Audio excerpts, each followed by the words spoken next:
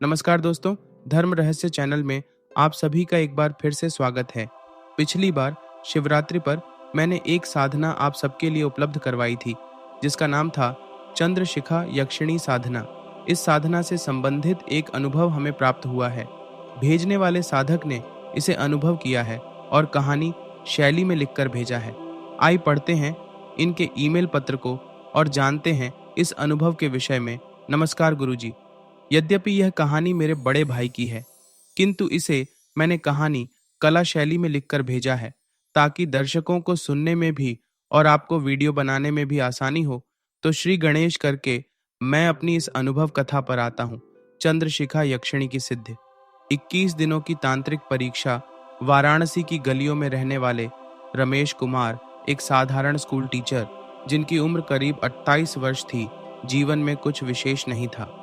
वे अध्यात्म और तंत्र की बातें सिर्फ किताबों में पढ़ते थे।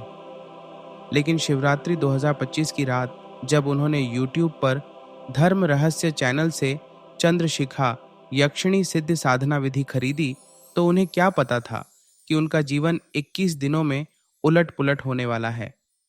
शिवरात्रि की रात रमेश कुमार ने विधि के अनुसार 21 दिन का नियम और व्रत लेना शुरू किया। ताम्रपत्र की नक्काशी, 21 दीपक, केसर मिश्रित त्रिपुंड और हर रात्रि मध्य रात्रि में एक विशेष यक्षिणी बीज मंत्र का जाप। पहली रात कुछ नहीं हुआ। दूसरी रात सपना आया, एक चमकदार चंद्रमुखी स्त्री जो मुस्कुरा रही थी। तीसरी रात से शरीर में कंपन होने लगा। कमरे में रात 2:23 पर चंद्रमा की किरण जैसी रोशनी आने लगी।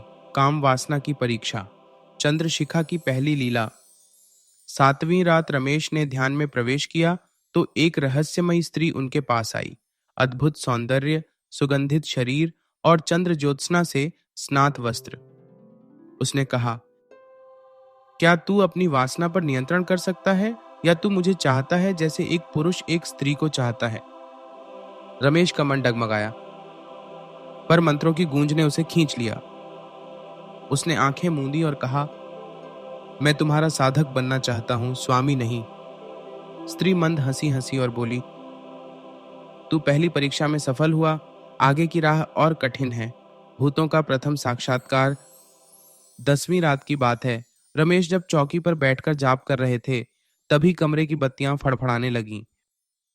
दीवार पर काली परछाइयां नाचने लगीं। एक क्षण को हवा ठहर गई और एक धुंधली आकृति ने कहा, तू जिसे बुला रहा है वह हमारी स्वामिनी है। क्या तू उसका सेवक बनेगा या भस्म हो जाएगा? रमेश ने साहस कर मंत्र पढ़ा और यक्षिणी का ध्यान किया। आकृति तड़प कर गायब हो गई और कमरे में कपूर की गंध फैल गई। बनारस की गलियों में भूतनी की छाया। 15वें दिन रमेश को हर दिन कोई एक युवती दिखती जो गंगा घाटों पर बैठी रहती और गायब हो जाती। उसने एक रात पीछा किया।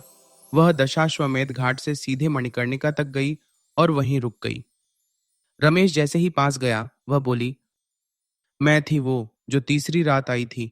तू मेरा ध्यान करता है, अब मेरी उपस्थिति तेरे जीवन में स्थायी होगी। रात भर रमेश का शरीर गर्म होता रहा।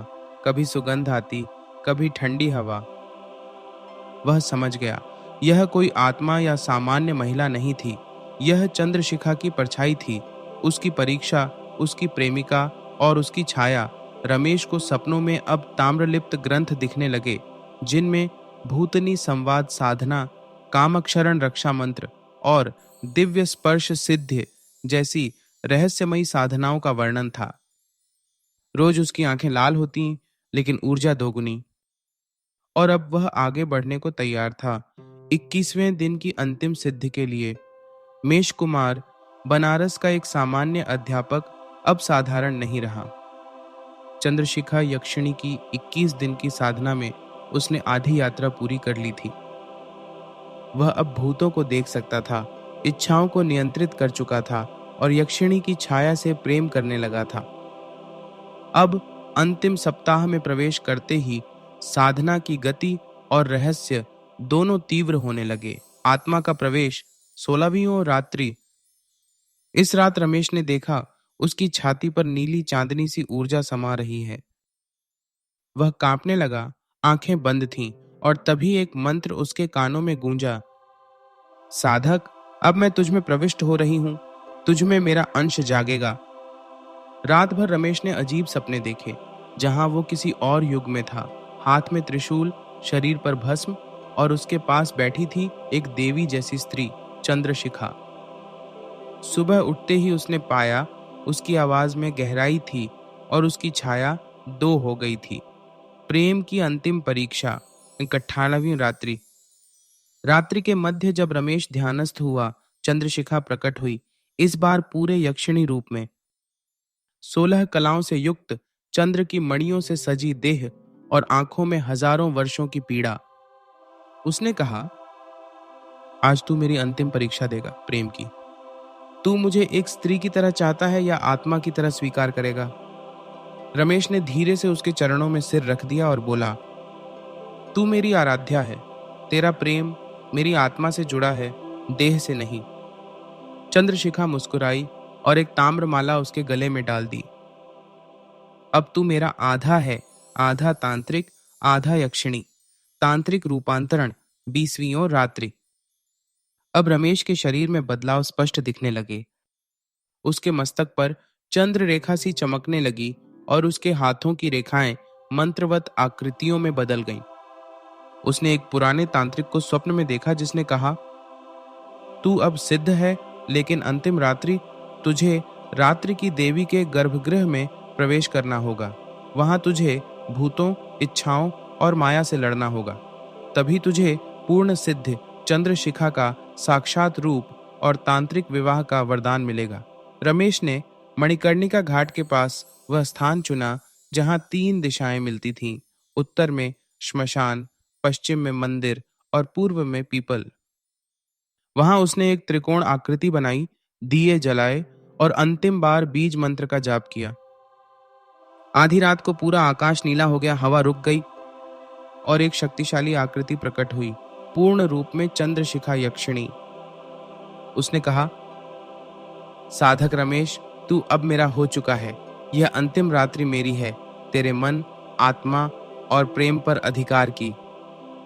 रमेश ने आंखें बंद की और कहा, मैं अब मानव नहीं, तेरी छाया हूं, तेरी शक्ति हूं। फिर एक रहस्यमयी तांत्रिक विवाह की प्रक्रिया शुरू हुई। मंत्र, गंध, सुगंध, छायाएं और फिर पूर्ण एकात्मता। रमेश कुमार अब चंद्रशिखा यक्षिणी सिद्ध साधक बन चुका था। 21 दिन की कठिन साधना, आत्मा का संयम, भूतों से संवाद और तांत्रिक विवाह, यह सब कुछ उसे एक असीम ऊर्जा और सिद्ध प्रदान कर चुके थे। परंतु एक अजीब सी अपूर्णता अभी भी उसके हृदय में थी, और शायद चंद्रशिखा इसे जानती थी। प्रेम की पुनरावृत्ति।